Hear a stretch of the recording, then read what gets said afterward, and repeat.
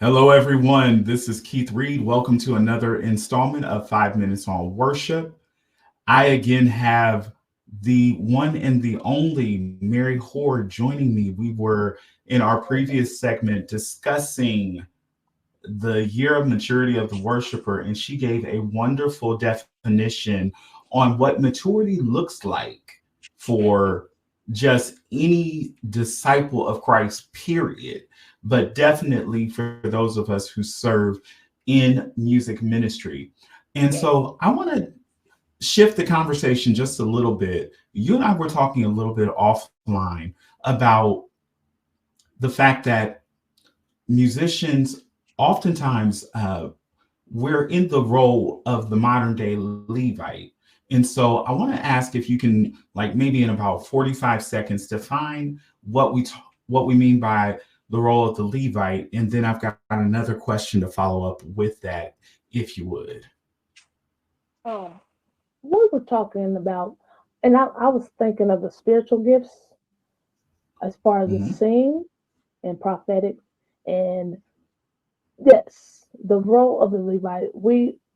They're definitely the ones. We are definitely the ones that tend to the sanctuary, and we're dedicated to the work of the Lord, and also our spiritual gifts operate within the realm of our musicianship as well. I personally was ordained from my grandfather, all the honorable, dearly departed Bishop S.L. Henry. He in our we were in shut in for the Day of Atonement, and he came to me. Well, I came to him. We were actually at his feet. We were he was imparting words and gifts, and he told me I was a seer, and I will be the watchman on the wall, and God developed me in that gift. I've been a Mhm. dreamer for years, so God also elevated me to a seeing realm as well. So that's another thing of the Levite. God gives us several abilities, and He definitely wants us to operate in His sanctuary in them. Absolutely, absolutely. And I like the fact that you know, went ahead and were transparent about that.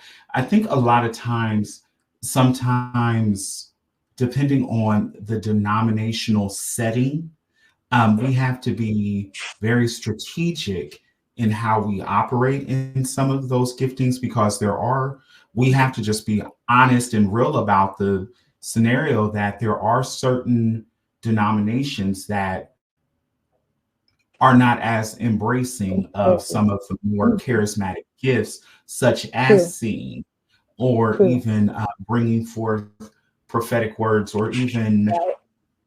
the song of the Lord, which all Yes. of those things kind of intertwine within themselves. Because I understand what you're saying, and I know it used to spook me out when I first started having those dreams and things like that.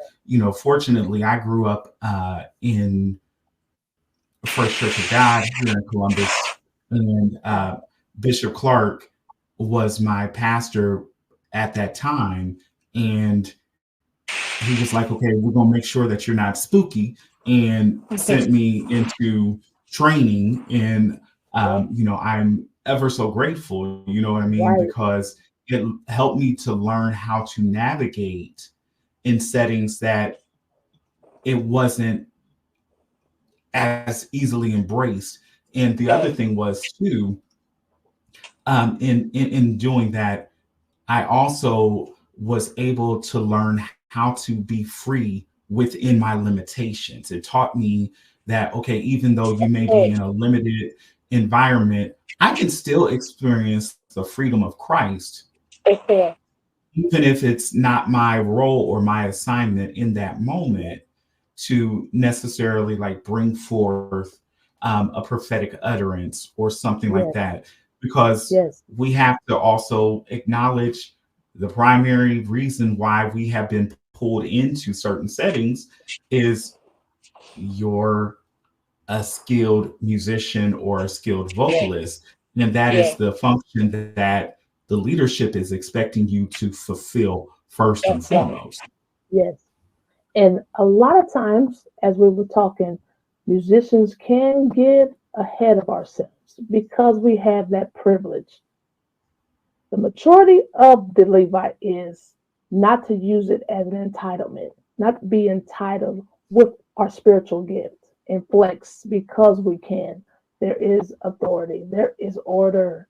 There's always an order. If our leader says, not right now, it's okay to humble ourselves and say, let the Lord have his way because God will reveal it regardless. Um, if you're not the mouthpiece that time, he has someone that will utter and give that utterance in his way. So we have to be very, very trusting of God and the way he's going to move. And we have to trust our leaders. And like you said, with Bishop Clark, he let you operate. And most leaders will let you operate freely.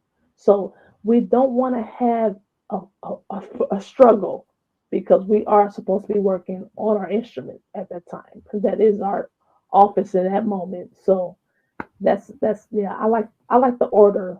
There's an order to everything. Absolutely.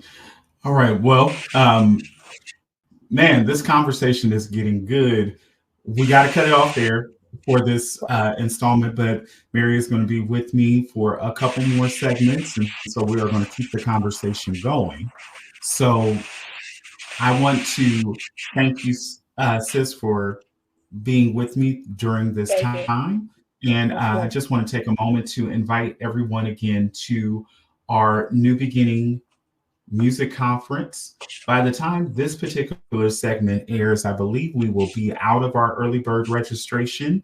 And so registration for the conference is $40.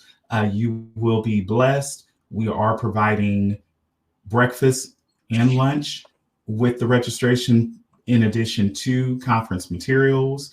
And we will have training in the areas of musician, in the area of vocalists, and in the area of dance. And then we'll also have sessions for just anyone who's just interested in worship in general, but specifically those giftings. We will have specific individual trainings for those who operate in those gifts. We'll talk a little bit more about it in a couple of upcoming broadcasts, but this has been 5 Minutes on Worship on behalf of myself and Stephen Quattlebaum. We thank you for joining us, and please make sure to like the video and to subscribe to the YouTube channel, and we'll see you in our next installment. All righty. Like I said,